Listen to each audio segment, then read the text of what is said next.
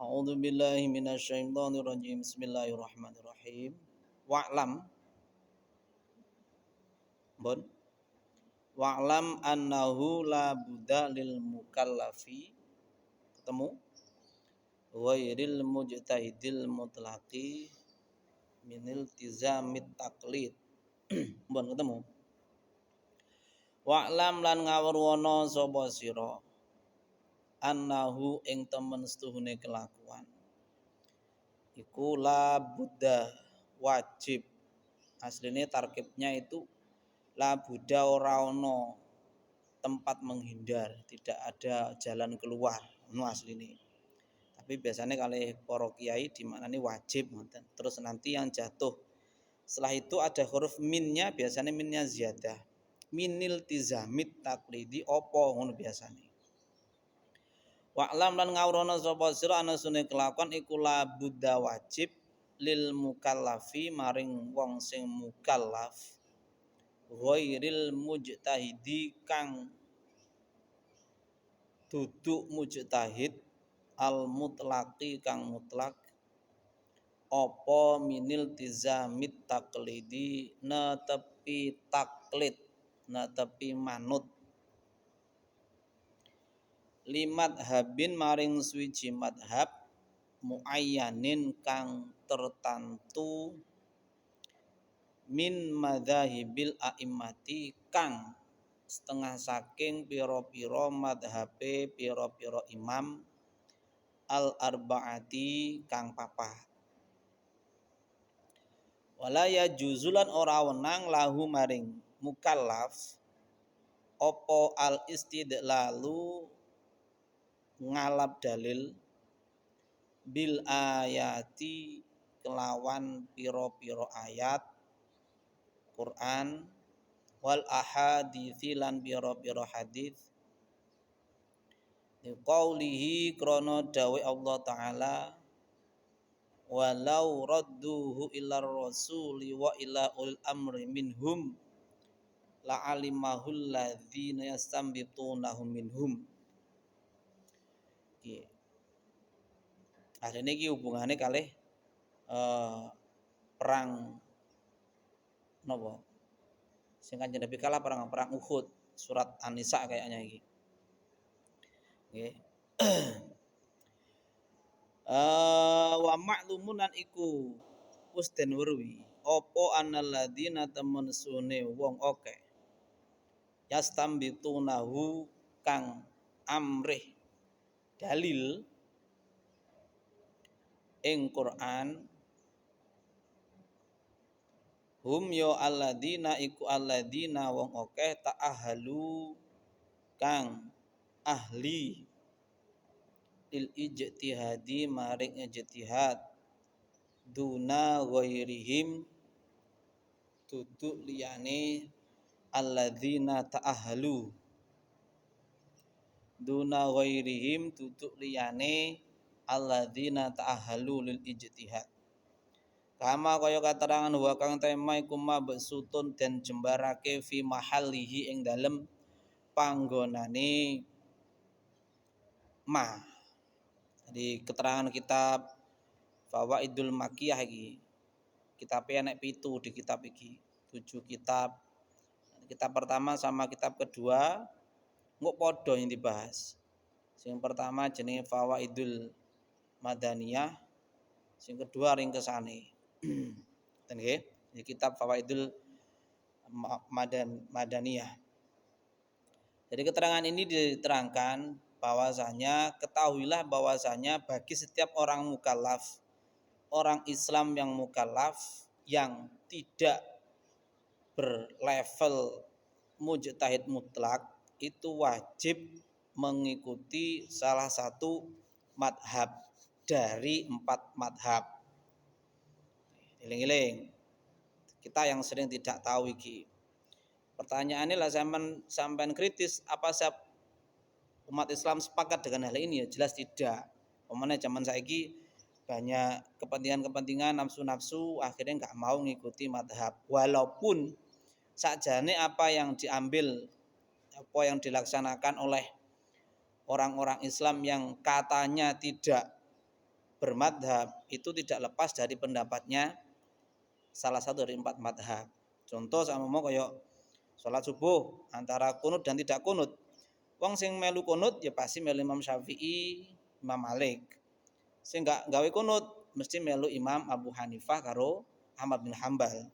Tapi orang yang tidak kunut, sing saiki iki iku rata-rata menganggap mereka tidak mengikuti madhab 4. Langsung ijtihad dari Quran atau hadis. Padahal diberi keterangan lanjutnya wala yajuzu lahu al istidlalu bil ayati wal ahadithi. Tidak diperbolehkan bagi seorang yang mukallaf yang tidak punya kapasitas sebagai seorang mujtahid mutlak untuk langsung mencari dalil dari Quran dan hadis. Nah ya. Nah, walaupun nanti ini enak istilah namanya istimbat. Istimbat itu satu pendapat mateng mempunyai berbagai macam qawaidul fikih sama usul fikih. Jadinya gimana lah itu nanti prosesnya itu namanya istimbat. Tapi lah sing wis jadi itu dikenal dengan namanya furu'. Furu' nggih, furu' itu sing wis nang kitab Fathul Muin, Fathul Qorib sampean ngaji. Apa meneh yang cilik iku mabadi fikih iku sudah namanya furu' ini kuwisan. Wis jadi. Lah, prosesnya itu namanya istimbat. Ngoten nggih, namanya istimbat. Lah, untuk beristimbat itu butuh ilmu sing sak diabrek. Boten hanya sekedar hafal Quran hadis tok, bukan hanya sekedar asbabun nuzul, nasikh mansuh, juga ada macam-macam, kaidah fikih, usul fikih, kaidah kebahasaan, balaghah dan siakul kalam dan macam-macam. Lah daripada awake dhewe waktunya itu nanti entek kayak mempelajari alatnya yang pokok kita tidak dapat, ya langsung wae melu sing wis mateng ngoten lho. Iku sing paling penak ngoten sakjane ngoten dan pasti nanti itu kalau kapasitas keilmuan dan relnya itu kita bener dengan berusaha menguasai ilmu-ilmu alat untuk berijtihad, hasilnya nggak akan beda jauh dari 4 madhab itu. Dan nggih, jadi itu keterangannya buat kita. Jadi sampean ben ngerti apa pentingnya ijtihad. Yang sering kan itu saiki dibenturkan umat Islam, kan? Kenapa harus taklid? Kenapa harus mengikuti salah satu madhab? Padahal Nabi tidak bermadhab. Itu pertanyaan konyol itu. Awake dhewe langsung dipadani karo Kanjeng Nabi, pertanyaan konyol. Karena kita sama Kanjeng Nabi enggak padha. Ngono ta ya. Dadi kalau sampean kita sebagai dari pesantren dikai pertanyaan kayak gitu ya, pertanyaannya yang perlu dikritisi, enggak perlu dijawab. Jadi memposisikan kita itu langsung ke Kanjeng Nabi, kenapa kita umat Islam di Indonesia kok bermadhab? Padahal Kanjeng Nabi tidak. Lah kita sama Kanjeng Nabi itu disamakan dalam segi apa nih? Kanjeng Nabi itu sumber hukum ya, lah dia bukan nih. Ngoten toh? Itu kan cara jawabnya kan ngoten niku. Jadi hati-hati dengan sebuah pertanyaan. Ngoten nggih. Pun. Bismillahirrahmanirrahim. Amal mujtahidu ana penutain mujtahid iku fayahrumu nuli haram ale ngatasé mujtahid opo at-taqlidu manut. Fima dalam keterangan huwa kang utawi mujtahid iku mujtahidun kang usaha dhewe fihi ing dalem ma tamakunihi krana mumkine krana duwe kesempatane mujtahid minal ijtihadi saking ijtihad alladzi kang wa kang alladzi iku aslut taqlidi babokane utawa asale taklid lakinnil mujtahidul mustaqillu lakinnil mujtahid tetapi nek utawi mujtahid al mustaqillu kang mustaqil itu sama mujtahid mutlak nggih mustaqil itu maknanya merdeka jadi yang paling tinggi pemimpin madhab itu namanya mujtahid mustaqil atau mujtahid mutlak jadi 4 imam itu namanya mujtahid mustaqil.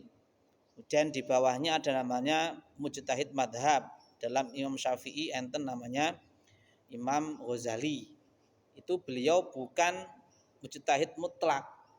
Imam Ghazali sing sebegitu alimnya saja masih di bawahnya Imam Asy-Syafi'i, daerah Imam Syafi'i pemene awake dhewe wong biasa iki. Nggih ngoten nggih. Lah, menurut pendapatnya lakinil mujtahidul mustaqillu bi wujudis syaraiti kelawan wujute pira-pira syarat allati rupane syarat dzakaroha kang nutur ing alati sapa al ashabu pira-pira ashab santrine Imam Syafi'i fi awailil qadha ing dalem bab kawitane qadha. Jadi nanti di dalam fikih ada istilah niku. Iku mafkudun wis gak enek, wis ilang. Min nahwi sitti mi'ati sanatin saking kira-kirane 600 tahun. Kama kaya katerangan kala kang dawuhake ing Mas'ud bin Shalah. Hatta qala singgo dawuh sapa ghairu wahidin. Liyane wong siji, innan nasa temen setuhune menungso iku la itsma ora duweni dosa. Alai mengatasi nas al-ana ing dalem saiki bi ta'til hadal fardhi. Kelawan nyuwungake iki fardu ai bulughi darajatil ijtihad. Tumeka derajate ijtihad al mutlaqi kang mutlak. Li anan nasa karena temen sune menungso kulum sekabehane nas iku soru padha dadi sapa nas iku bulada pira-pira kang bodho bin nisbati kelawan den bangsake ilaiha maring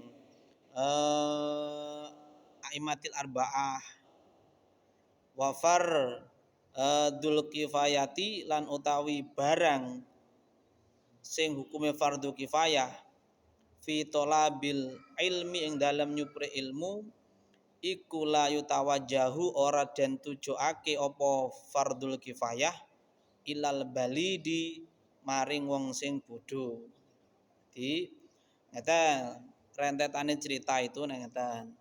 Kanjeng Nabi Muhammad sebagai napa jenenge pembawa agama Islam punya santri-santri yang disebut dengan namanya sahabat. Nggih. Sahabat Kanjeng Nabi sing akeh itu semuanya mujtahid mutlak. Semuanya itu punya kewenangan untuk menafsiri, melaksanakan dawuh Kanjeng Nabi ayat sesuai dengan pemahaman mereka. Karena mereka langsung jumpa dengan Kanjeng Nabi. Umpama nek kleru itu pasti sudah diketahui sama Kanjeng Nabi. Ngoten nggih. Jadi di awal-awal Islam itu semua para sahabat Nabi itu disebut dengan namanya mujtahid mutlak, punya kebebasan sendiri dalam melaksanakan agamanya dewi-dewi. Dan pelaksanaan agama yang kita kenal ibadah, salat, meneh poso, sing wis dilaksanake saiki ku wis melalui berbagai macam proses. Contoh sama ya salat ya. Salat iku gak oleh ngomong, iku pertamane ya oleh ngomong dhisik, oleh gak enek aturan gak oleh ngomong. Kanjeng Nabi kemudian sholat, para sahabat ngomong-ngomong. Akhirnya Kanjeng Nabi matur la yasluhu kalamu basyarin ingda sholat. Tidak boleh, tidak pantas obrolan antar manusia dilaksanakan ketika sholat. Akhirnya gak boleh ngomong nalikane sholat. Poso yang ngono, poso itu pertama kali itu gak boleh makan, gak boleh minum, gak boleh berhubungan suami istri, nggih, iku mboten langsung. Pertamane kuwi gak boleh makan, gak boleh minum, ya kan? Hanya sebatas nalikane awan. Bengi selama 1 bulan penuh, iku tetep gak diolehne seorang suami istri gak boleh berhubungan suami istri. Ngoten lho, ceritane ngoten. Jadi makan dan minum, nggih makan dan minum puasa Ramadan iku gak oleh awan karo mulai dari subuh sampai maghrib, ngono kan. Lek malam makan dan minum boleh. Ngoten lho. Lah, yang ada perubahan ini dalam hubungan suami istri iki. Iki ahline. Akhirnya apa? Akhirnya sehari, 2 hari, 3 hari, 4 hari gak ada masalah. Basa wis mundak suwi bengine Umar bin Khattab iku pelanggaran. Ngono lho. Dadine kalau di malam bulan Ramadan selama 1 bulan itu aturannya itu oleh makan, oleh minum, tapi nggak boleh bergaul suami istri. Lah Umar bin Khattab gak kuat ngempet. Ngono lho. Karena kenapa? Lah memang 1 bulan penuh gak oleh ngono kuwi. Ngono lho. Delalah Umar bin Khattab gawe pelanggaran, akhirnya ketemu Kanjeng Nabi dingklo napa Mar? Pelanggaran Kanjeng Nabi. pelanggaran piye? Ngeten. Akhirnya kemudian didhawuhi nang Quran uhillalakum la tasyamir rafatul anisaikum kuwi. Dadi lek sing awale ya alladzina amanu kusyam iku sampai ayat terakhir sebelum ayat iku mau iku aturane itu di bulan Ramadan hanya diperbolehkan makan dan minum ngono di malam tok. Lah untuk berhubungan sama istri itu 1 bulan penuh nggak boleh. Nah, wis akhirnya kan ada pelanggaran dirumusne ulang, diganti ulang. Itu karena kenapa? Karena melihat kondisinya wong sing ternyata tidak mampu ketika dilaksanakan syarat semacam ini. Lah, intine para sahabat zaman Kanjeng Nabi itu semuanya itu adalah imam mujtahid mustaqil walaupun tidak punya madhab. Karena nanti kalau statusnya madhab itu wonten syarat-syaratnya. Iku kudu enek buku rujukan dari pemimpin madhab. Kemudian santri-santrinya open dan macam-macam itu mau. Ngoten nah. Ceritanya di ngoten nggih. Lah, kemudian setelah tabi'in wis mulai enek tabi'in yang dari non Arab. Enggak bisa dia ijtihad karena dia tidak bisa menguasai bahasa Arab. Akhirnya tabi'in itu yo enek sing mujtahid mutlak, ada yang tidak. Kemudian tabi'in mulai rame lah madhab itu. Imam Abu Hanifah, Imam Malik wis mulai mendirikan madhab dewe-dewe dengan openi karo santri-santri ini. Kiaiku duwe karang kitab ini, kemudian dibukokne, dikembangke, barulah jadi madhab sing utuh sampai 600 Hijriah. 600 Hijriah iku wis tertutup pintu ijtihad. Karena kenapa? Wong-wong wis gak akeh sing belajar ilmu agama sing mateng wis derek ulama sing dhisik ae. Wis intine karo ulama zaman dhisik. Wene nggih iku keterangane tentang napa jenenge madhab-madhab manusia itu harus nderek salah satu dari 4 madhab. Kenapa? Karena sudah tidak mampu untuk mengambil dalil langsung dari ayat dan hadis. Tenang nggih. Bismillahirrahmanirrahim.